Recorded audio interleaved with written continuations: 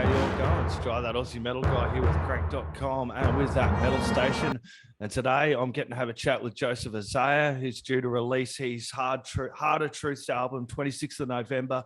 Some of you might know him from Under Concrete Kings, Seeking Sirens, or Sour Times, which is the album I come across you guys, the 11th hour, which came out through May.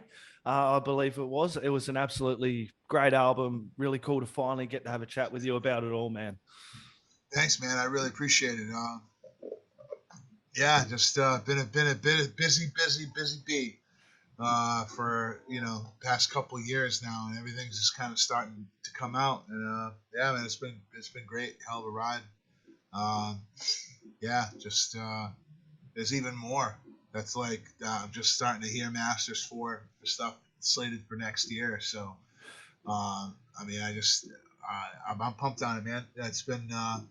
It's been really interesting, this whole COVID thing, and just kind of a lot of people kind of folded, and I kind of got to take advantage of it in a way and do some cool things and things that I never got to do before. And yeah, man, it's been groovy.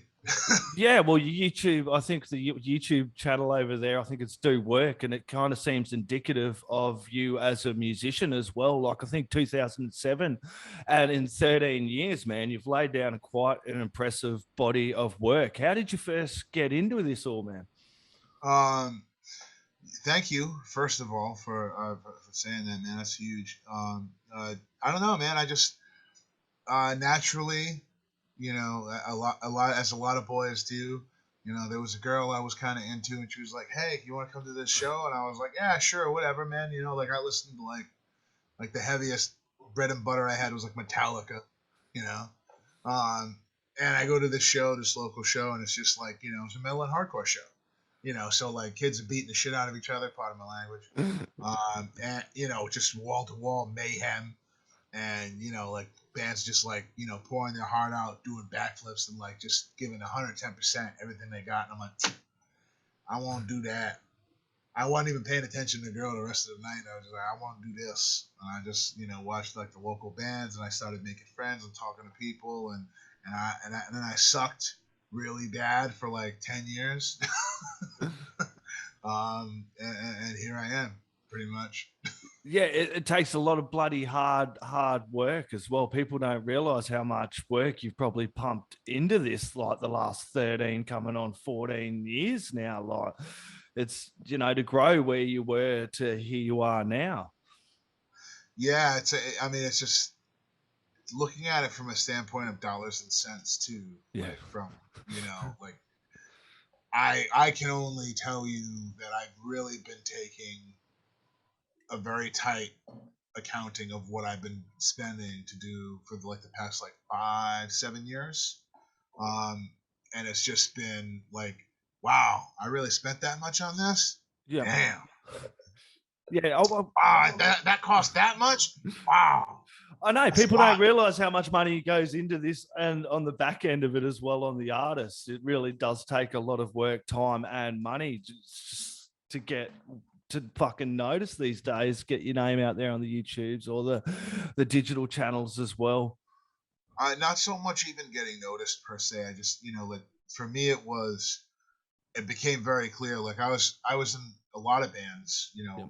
over the past years, and like we were playing these great shows, and it was like, okay, there's this great show going on, and you got to sell. If you guys want to play it, you got to sell this many tickets, this many dollars a ticket, and it's like like, and man, I've done that. Like, so some of the best shows I've ever played in my life have been those shows. But it's like okay, I've got to move $1,500 or $2,000 worth of tickets to go and have a 20-minute set.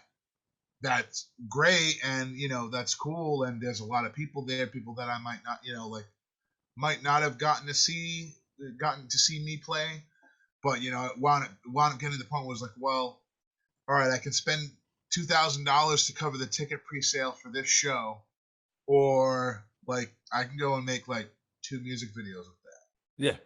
or like I can make a music video, press a single Soup to Nuts, and like make some merch. And then once I started looking at it like that, I stopped playing so many shows.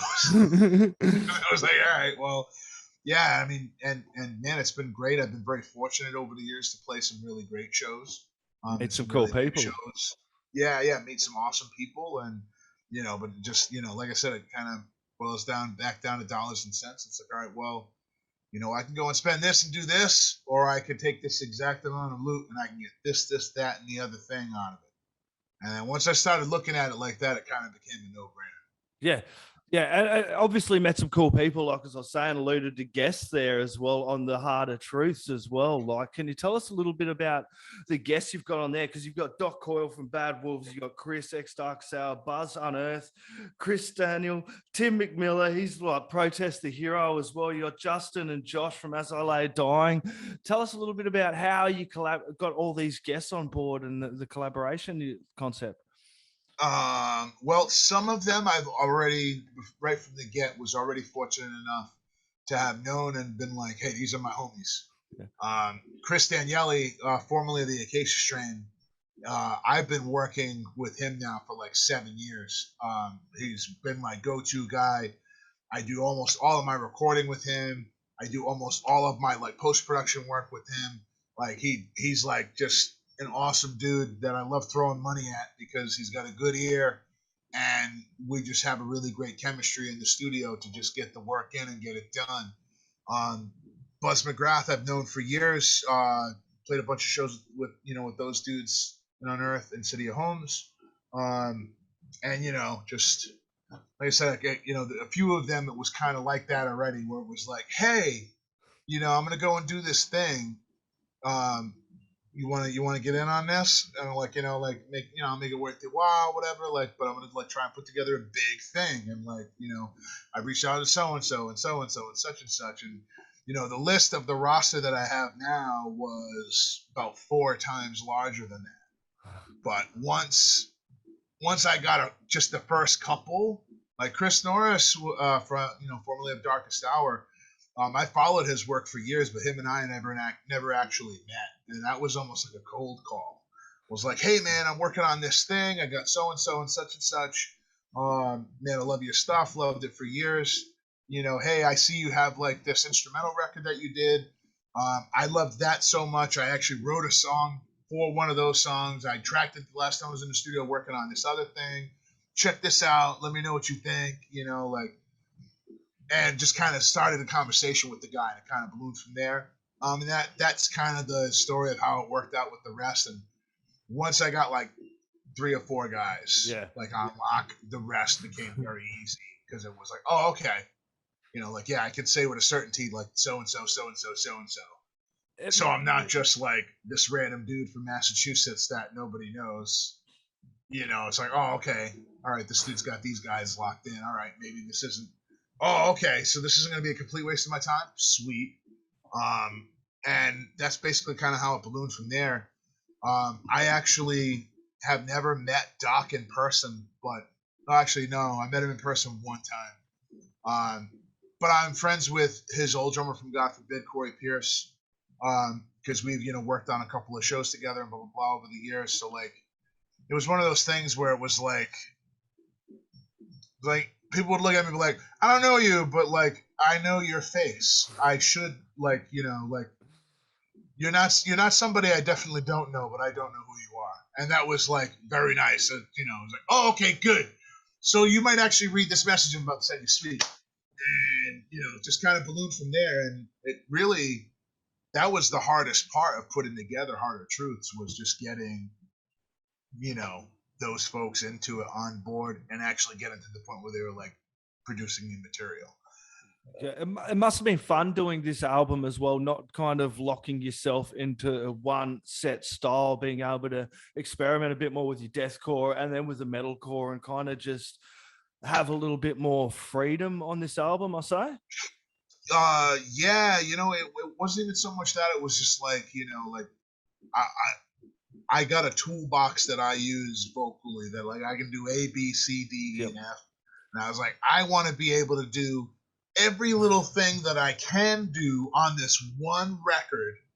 And that's kind of the goal. It's like, all right, like Tim McMiller like just made me this banger of a pop punk song. Like the only thing that I've ever done that's even come close to it would be like Closure from my last band, City of Homes. But it's really like pop punk, basically fast, like post hardcore. Um, and I live for that stuff. It's like, oh yeah, give me this, give me these bangers here, give me this deathcore here. Like Justin Longshore, man, I gotta tell you, I've been a fan of Through the Eyes of the Dead since they did like their first split release EP back in like 2009. Like, always loved those dudes, and I think I played with them once or twice before over the years at whatever festival, blah blah blah. So it was so cool to be like, hey man, I just need you to make me a bona fide shit kicker. Like, just give me like this brutal ass melodic death metal, blast beats, breakdowns, make it fucking crazy. And that's exactly what we did. And that was the best part of it. Like, it's like everybody that I hit up for this record was like, hey, if you just want to go and crank out your regular, like whatever comes natural to you, like in whatever respective band you're in, that's cool. You want to go off the reservation and do something you haven't done before and try something new, that's even better. Yeah. So I got that out of one or two guys, But by and large, for the most part, it was like, yeah, no, man, like, oh yeah, give me, for Josh Gilbert, it was like, oh yeah, give me As I Lay Dying, like circa 2007. And like that's what he did. It was like for Chris Daniel, I was like, oh no, give me like Smoke You Later era Acacia Strain, and we'll work with that. And that's exactly what he did. Yep. So it was like, it was cool. Like I didn't really get a lot of them to branch out too much, but it was cool to see the little things that they went and did that kind of poke out and make them a little more unique compared to like just comparing them by their body of work. You know what I mean? I know what you mean because the album sounds unreal. I've actually got to listen to it a few times. I've had it cranking all bloody morning as well. It's a ripping album. It does come out 26th of November. And you were saying, Josh, that was the track Reflection, I believe, is one of the first singles. You're going to do a dual one, aren't you? 2 in 1 day, I think. Reflection and So Resolved, or just the one? One's supposed to come out Friday. One's supposed to come out Friday, and then So Results coming out next week on the 19th. Awesome. So this Friday. Yeah. I think it's the 19th. Hold on, I didn't change my calendar. Yes, the 19th. So I got one. Awesome. Should be dropping this Friday, and then the next one should be dropping the 19th. Oh, dude, I'll be sharing them out as soon as they come. Yeah, man. It's been such a busy year for me. Yeah. And I've had to keep like this project like I've known that this was going on and coming up for so long, and like I was like, I can't say nothing. I'm not telling nobody nothing. I got it. So I'm like doing out, drop the Sour Times record in May. Like, hey, this is a rad thing I'm doing. And then we went and dropped some Seeking Siren stuff, and it was the same thing. It was like, oh man, there's some cool stuff I'm doing. But just you wait, I got more stuff coming. And like, what's the new stuff coming? It's better than this? I'm like, it's not so much that it's better. It's just like like it's the crown jewel, man. Like they all have their thing and their part that they're doing, and it's like, man, but this is the one I've been like keeping my mouth shut about, keeping under the radar, and finally, like end of September, got to like announce it. Like, yeah, this is what I've been doing. People were like, what? How did you find time? How did you have time to do this? Like, I don't know, man. I work third shift and I don't really sleep much. Yeah. And you're taking use of the time that you've had, like as you said, Seeking Sirens, their 2 singles, I think, was Splinter and Surface. Surface came May, Splinter was August. I believe it's the latest one, wasn't it? Splinter was the latest single from Seeking Sirens. And as I said before, that Sour Times album, The 11th Hour, came out in May. And then you've done this album as well. It's just, I know what people mean. It's like, how do you keep yourself so motivated with that? And, with all these different projects, I know it must be fun working across the 3 and not getting yourself too stagnant in one or the other. Yeah, well, it kind of works out like if something slows down for whatever reason, like I usually have another project up on deck that like I'm focused on and working on, and that's for my advantage as well as like the guys that I'm working with in the other bands, because otherwise I'd probably kill them for lack of progress.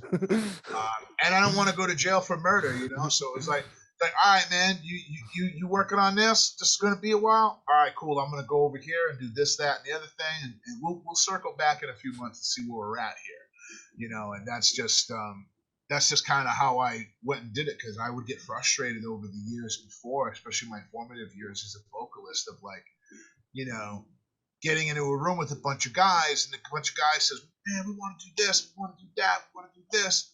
And I'm like, "All right, that's cool. So if we want to do this, this, that, we got to do this, this, that, and the other thing."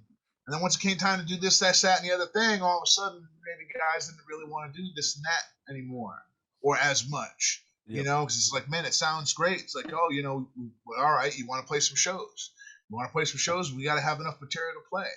All right, cool. So what are we doing for our ground game? We're going to play some shows, right? We want to try and make some money, right? All right, well, we got to have merch. Merch costs money. Who's going to throw in money for this merch? Yeah. And all of a sudden, that's when the crickets come in. And it's like, all right, well, man, you guys figure that out, how you want to do that. I'll throw in my share, but I'm going to go do this, that, and the other thing. And sometimes I get tired of waiting for them too, and I just go and do it. Yep. And it's just like, you know, it to me, it's like, why should this thing that we're trying to do that's really cool, we're all excited about, get held up in the works because of a monetary thing? That's not to say that I'm like Daddy Warbucks or anything like that, but like, people, you know what I mean? Like, that come back to what we were talking about a little bit before. People don't see the work that goes into it. That's even people starting out in the music industry going, "Man, I want to be the world's greatest guitarist or something." They get on there and they're like, "It takes this much work. I've got to spend this much money, this much time." It's like, you've got to be damn committed and motivated to get like anywhere. Exactly. Like, I forget where I read it, but like, you know, if you want to achieve mastery of anything, you need to be committed to spending 10,000 hours.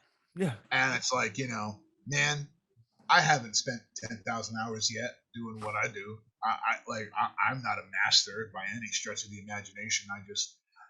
I've spent the time to become competent, at least just competent with what I'm doing, you know? Yep. I mean, hey, ask the right people, you'll find out about, you know, like, oh man, he's an overweight attitude, Ocean State job, blah, blah, blah. Like that. And hey, man, you know, that's cool too. But you know, sometimes you gotta persevere, I guess. Shake the apple cart, mate. I'm sure people say the same shit about me. Don't you even worry about that, Joseph? Yeah. Man, You know? if you, I was told, you know, if people are hating on you, you're making it. You're starting to get somewhere. So fuck the haters, mate. Yeah. It's like, all right, cool, man. You know, like, so like at first I got really mad. I'm like, wow, man, actually that makes sense. You know, like, man, I must be really doing well to like start making some legit enemies at this point. Like, oh, okay. You know, and it's just kind of one of those things where like the worst thing you can ever do to me is tell me no. Be like if I want to go and do something, be like, no, you can't do that. It's like, oh yeah, all right. Well, just because you told me no, I'm gonna do A, B, C, D, E, F. I'm gonna go mountains out of molehills, whatever I gotta do just to do it. Just to do it. Even if it like hurts me more than it helps me to do it. It's like, no. This bastard over here was like, you can't do that. It's like, nobody tells me what I can and can't do. No, we're not doing it. So it's been awesome, man. You know, like, and it's such a great kickoff to like, you know, send off for the rest of the year for 2021. You know, like, and it all really started in 2020. Yeah. You know, with the From Under Concrete Kings, like that string of releases, and we, you know, I did a song with John Keita from Diecast called Take Heart that also came out in 2020. And it was just like, you know, me looking at like 2020 and beyond and being like, man, you know, 100 years ago, these were the roaring 20s, you know, like I should probably start doing some roaring of my own, you know what I mean? And I just got busy, kept going at it. And it's finally now where I'm at a point where like I can be like, wow, look what I did in the past 2 years. This is amazing. And I'm getting to actually enjoy it. And now like this thing, because I started work on this sometime in 2020. Yeah. That it's taken me roughly 2 years to kind of put this together. And not just because it was a big project, but also because I had other commitments as well. Yeah. And it was like, you know, I walked into this being like, hey, I want to do this, but I don't want any other project that I'm in to like suffer or get held back from me trying to do this, because I consider that a real douchebag move. Yeah. You know, it was like I tried to bring people in. You know, like I got Josh Previty from Under Concrete Kings, who was with me in City of Homes. He's on a lot of this record playing bass. Awesome. He did the instrumental and the intro. I got Freddie Velasco also from Under Concrete Kings and City of Homes. He did all the drums for the whole record. You know, and I'm just trying to get people involved with it, you know, like trying to get my friends as involved with it as I can. The ones that got me to where I'm at anyway. because you remember those types of people, like, man, when I was trying to do this, that, and the other thing, Freddie showed up. Freddie Yeah. was there. He played great drums and was a good guy to be around. And I try to remember the people that bring a net positive to the equation instead of a net negative. You know what I mean? Like, and everybody brings something else to the table, but you could have the most talented guy in your outfit. And what is talent when, like, the second he starts drinking, he's a jerk, or like he's lazy, or like always getting into trouble, always has an excuse. Like, talent at that point becomes less and less important. So if you have somebody that's not only talented but is genuinely easy to work with, man, I've tried to hang on to those guys like a fungus. Like, I'm stuck on you now. You're gonna need medication to get rid of me. And Josh and Freddie are a couple of those guys. Same thing with Chris Daniele, formerly the Acacia Strand. Once I figured out, was like, man, like, the dude's talented. He knows his stuff, and I had a good time working with him. It's just a pleasure to be around the guy. Yeah. Like, no, dude, this is it now. You're my guy. Because like, yeah, it's gonna suck and whatever. That was another reason it took a little while, was because he's super busy. But I made that work anyway, because it was like, no, it's worth it if the talent is there, and then on top of it, you've got the great guy and just the great personality and the ease of getting together and working on stuff. Yeah, and it would have been good to be able to have those. You can see how committed you are to these projects you are working, because you've simultaneously been able to work them and bring out these albums, and it's probably kind of kept you a lot motivated, but sane through this as well. I know for me, it's been music and the arts has been a huge part, like to keeping the conversation going, being able to connect with people all over the world that are going through the same kind of thing. We're all kind of locked down. We're all missing live shows, and I'm hanging for live shows to come back. And I'm hoping people don't get too used to this kind of medium, sitting at home and not catching, live shows as they start opening up again. Yeah, no, I totally agree. I work for my day job. I work in a few different group homes with the mentally ill. Yeah. So when this pandemic hit, there was no quarantine for me. I had to go to work every day. Matter of fact, people started dropping like flies because they were either getting it or quarantining out of caution. People that that were a little older at my work, that had pre-existing conditions, whatever. So I mean, there was like a 3-month stretch there where we were short like 35% of our staff, and I was just going to work every day, just working double shifts every day. And so it was getting to the point where, like, and that never really changed. It's just over the past few months finally starting to calm down. We're starting to hire some people. Like, COVID made people retire early too, like, so it's just, I never stopped working this whole time. And it's just been like a singular, but with two different things. So I guess it's just been like a dual existence. All I've done has either been working and then sleeping from work, and then working on music stuff. I really haven't had time to do anything else. So it really did help me like keep my sanity, but also was like, it kind of drove me to the breaking point a few times with like just the sheer amount of stuff I had going on. And then all the while I'm working like 60, 80-hour weeks, and getting involved with the union and being a shop steward and all that stuff. And so like it just had a lot of moving parts, and it's like I feel like we're not there yet, but at any time now it's like really feel like it's gonna get back to normal. Like it kind of has to. Like people have had enough, and enough people are vaccinated now where they're just like, yeah, no, but either the vaccine works or it doesn't. I'm going out anyway. They're telling me, if it doesn't work, then it wasn't really a vaccine, in which case this wasn't really a virus anyway, so we're going back out there, and that's it. Yep.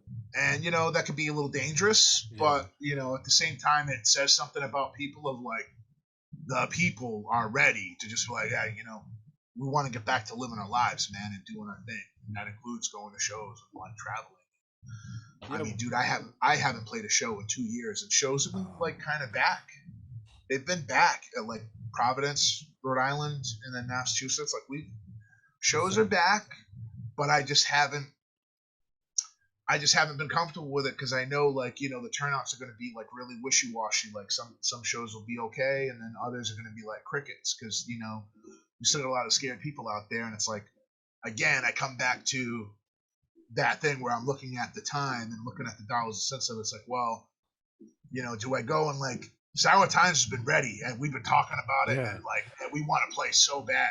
We've But had it's like that one of those album things ready where it's to like, play. yeah, like, yeah, ready to play. Like, we're already working on the next Sour Times album because we got so cagey about wanting to play and it just not being the right time and ready and all that. So it's like, man, by the time we actually do get to play with Sour Times, we're going to have the next album done. And that's like, that was a joke that we laughed about 6 months ago. And here we are. That's actually like becoming a reality. Like, I'm writing, we've got at least an album's worth of songs done sonically. They just need to get recorded, flushed out with all the players, and I've got to finish writing them and tracking them. But I mean, realistically, sometime in the spring, you'll see some new Sour Times. Hell yeah. So it's just, everybody wants it, man. Everybody wants it, wants to come back. And We want to do it it's safe cool. as well. You know what I mean? Exactly, yeah. Exactly. You know, it's one of those things where, like, if you look at the states, and I can't say for the rest of the world, but for the states, every state kind of handled it a little different. So, like, you know, the ones that like had the highest vaccine rate because they got a little cagey, they got a little antsy, they're wound up having like the most breakouts right now because of the Delta variant and whatever, what have you. And it's like, then you have other states that like locked down right away. They got decent numbers and they like reopened slowly but surely in the right way, like states like New York, and states like Massachusetts. And it's like, okay, they're starting to reopen, but like their cases aren't blowing up. You know what I mean? So it's like, but every single state's doing that like different ways. Like putting that on a worldwide scale, that's like every single country being like, yeah, we're all just going to do our own thing here with this coronavirus thing. We're all just going to do whatever we think works. And then like do that in the U.S. And then the U.S. is putting out this unified front. And it's like, oh, no. Guys in Florida are being batshit crazy right now. They are batshit crazy. What virus? Ask me, like, what virus? And then you've got California that they like so shot themselves in the foot by being over careful and over cautious that like they're having crazy.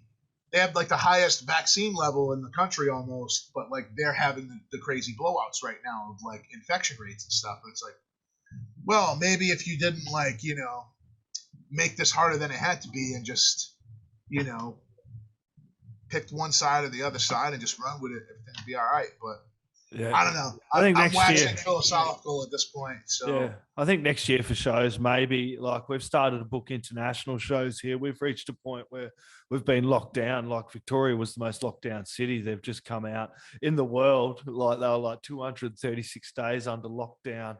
Victoria was. And I think we're just keen for the live music scene to come back. We've started booking internationals and we need it to come back because playing live is a huge part of the music industry and the music scene. It's so important. That's how another reason I know it's starting to come back is because I'm starting to see the bigger bands do tour announcements. Yeah.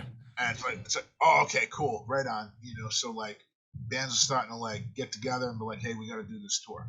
So that's been great. You know, like that gives me a lot of hope. But on the other hand, right now with where everything's at for me, it's just, even though it's starting to be a good time for everybody else, it's probably still not going to be a good time for me until the spring.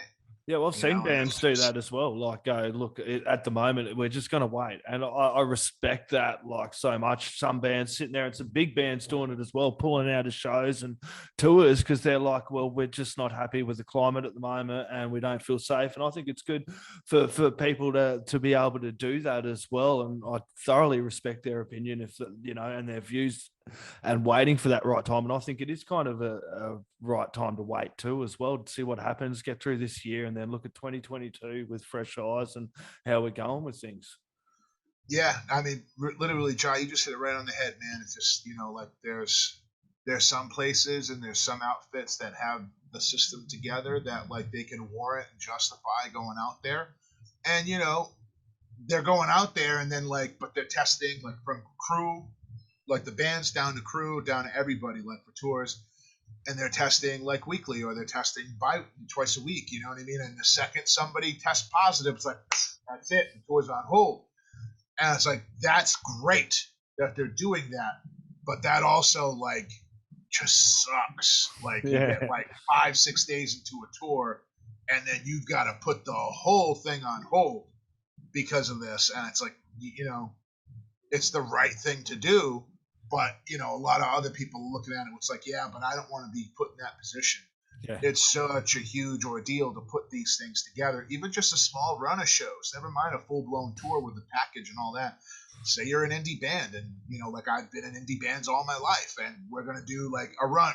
We're going to do like New York, Massachusetts, Rhode Island.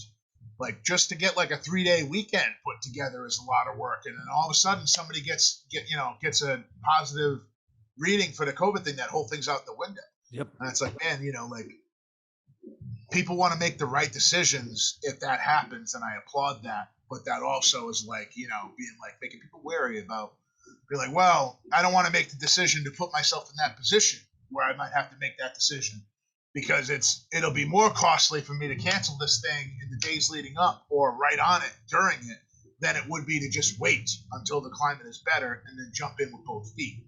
You know what I mean? Yeah. Bigger bands right now are starting to have the juice where like they can do that and get away with it because the way that they work it out. But a lot of the underground guys, like basically C and D level down touring bands, it's like either they just got to jump in and hope for the best and roll the dice, or they're just waiting. And it's the smart thing to do too, because it just takes one bad turn, and then all of a sudden everybody's sick. Yep. With this disease that could like maybe kill you depending on your conditions. I don't think that touring musicians are necessarily the healthiest most of the bunch. You know what I mean? Getting shit housed on the nights and doing God knows what with God knows on deep fried food.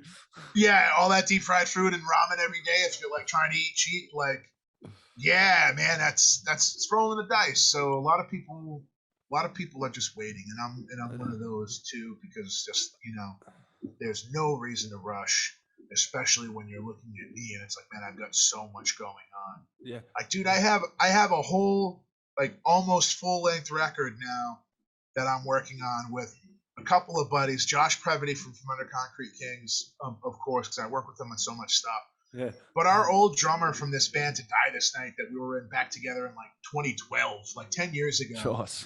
We're putting together a record and the band is called Bleed Like Miley, and the record is entirely and solely based on the movie Kickboxer with Jean-Claude Van Damme. And it's like, like that sounds ridiculous, and it is. That sounds awesome, dude. It's absolutely ridiculous, though.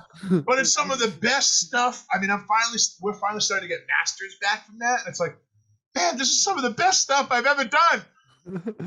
Like, this is better than this record I'm putting out. Like, what the hell is this? So it's like, between that and the other Sour Time stuff, I've got stuff to keep me busy. You know what I mean? Yeah. And I'm just, so it's like, yeah, it sucks. And it's like, man, it's another 6 months. It's probably going to be a total of 3 years. But you'll probably have the last show I played and the first show I played going back in. But I'll have gotten so much done.